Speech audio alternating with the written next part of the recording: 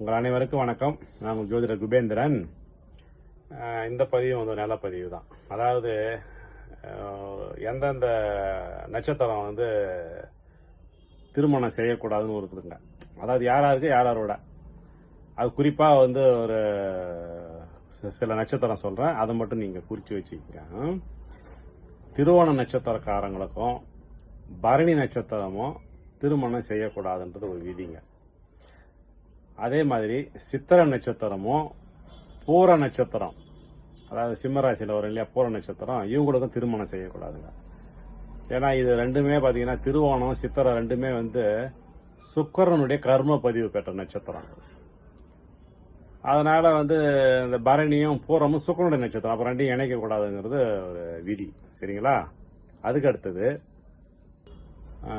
பூச நட்சத்திரமும் சுவாதி நட்சத்திரமும் திருமணம் செய்யக்கூடாதுங்க.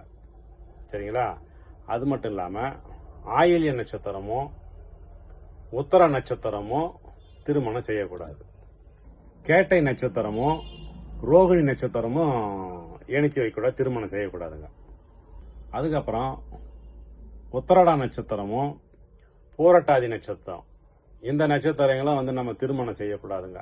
இதையும் நம்ம விலக்கி வச்சுக்கணும். அப்போ நான் சொன்ன நட்சத்திரத்துக்கு ஆண் பெண் நட்சத்திரம் எதுவாக இருந்தாலும் இவங்க விலக்கி வைக்கணும். அந்த நட்சத்திரம் திருமணம் செஞ்சால் அவ்வளோ சிறப்பாக இருக்காதுங்கிறது ஒரு கணக்குங்க. இது நடைமுறையில் தான் உண்மை. சரிங்களா? ஏன்னா அது கர்ம பதிவை அவங்க பாதிக்கும், அந்த நட்சத்திரங்கள்லாம் இணைச்சி வச்சோம்னா.